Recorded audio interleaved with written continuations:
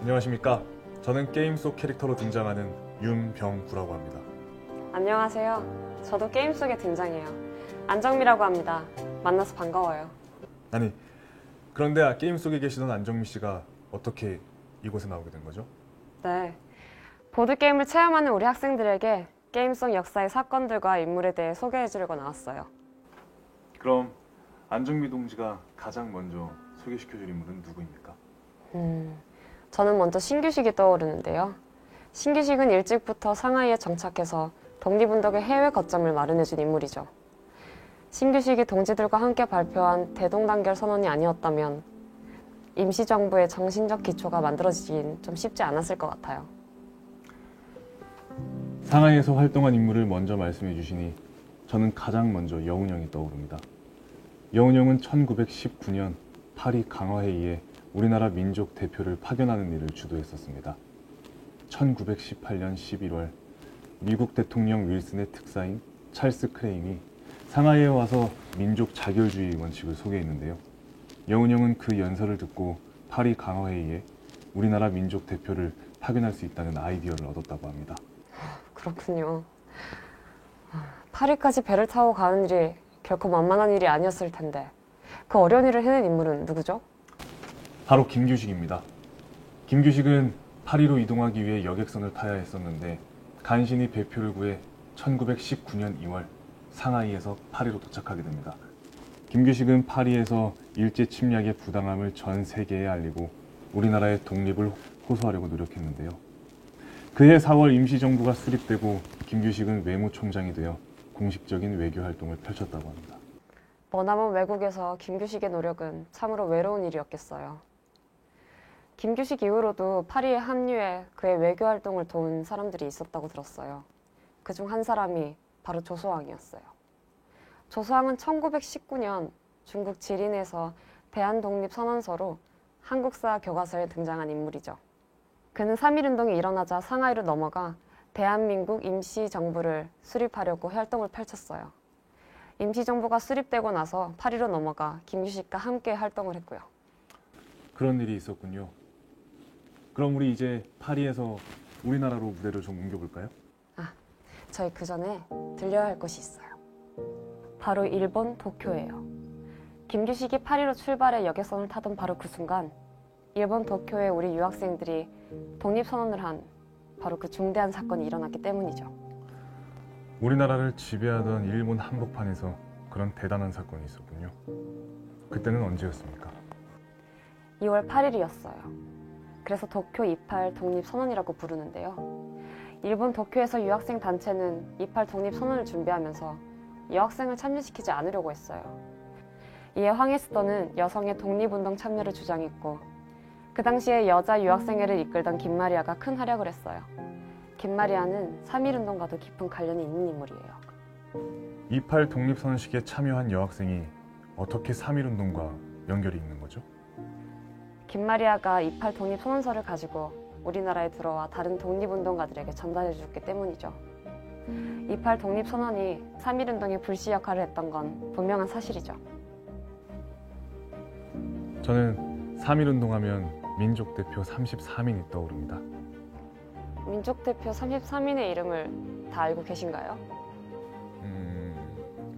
손병희... 네, 잘 모르시면서. 물론 손병희도 민족대표 33인으로서 활약하신 훌륭한 인물이시죠.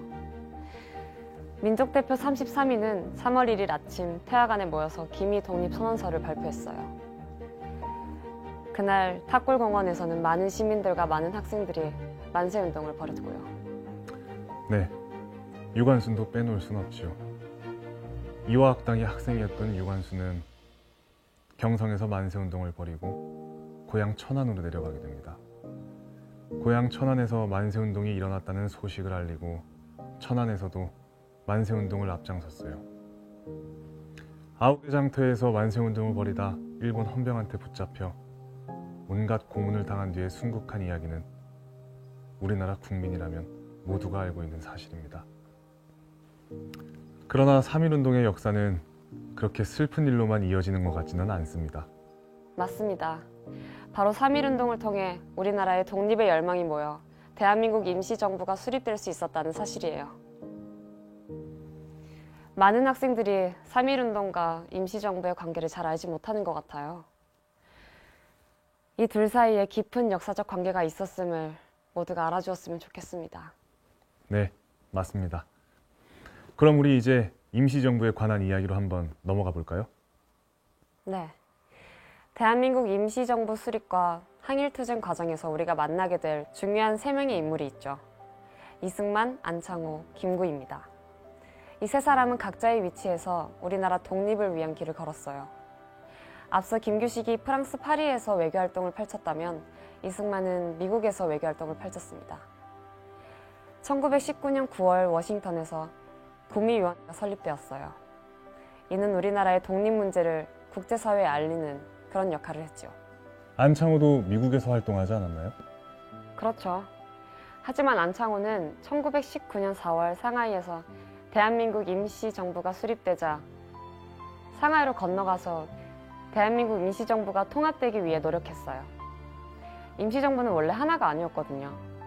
대표적으로 상하이, 블라디보스톡, 한성을 중심으로 이 세 곳에 임시정부가 세워졌어요. 안창호는 이 세 임시정부가 하나로 합쳐지길 원했고 이를 위해 노력했던 거죠.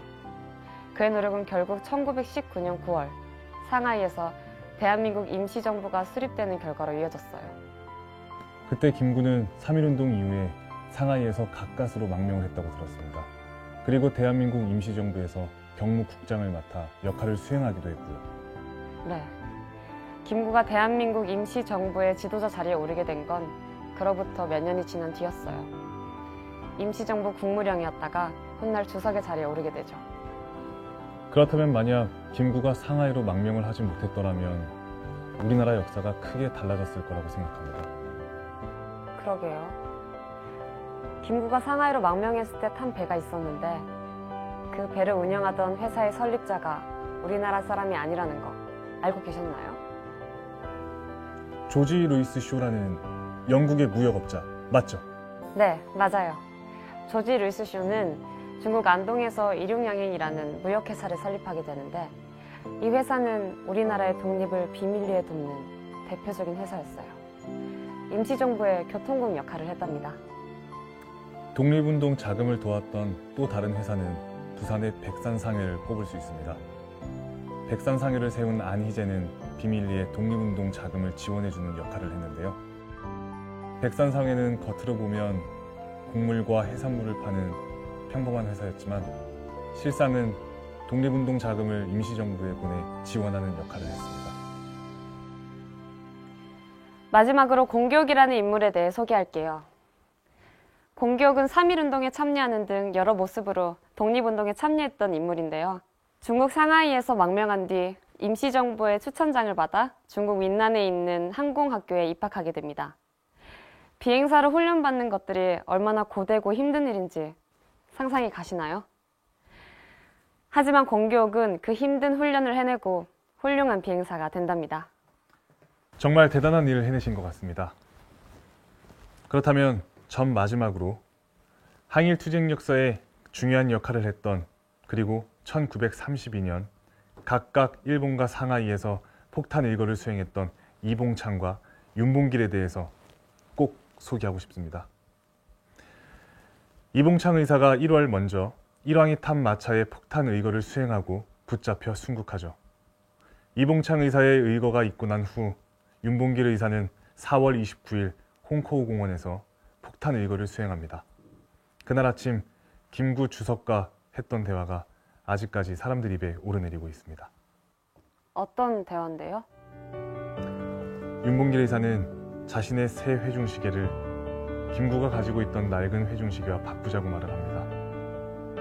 자신에겐 시간이 없다면서 말이죠. 자신에게 시간이 얼마 남지 않았다고 말하는 것은 그만큼 목숨을 건 윤봉길의 각오를 잘 보여주는 것 같습니다.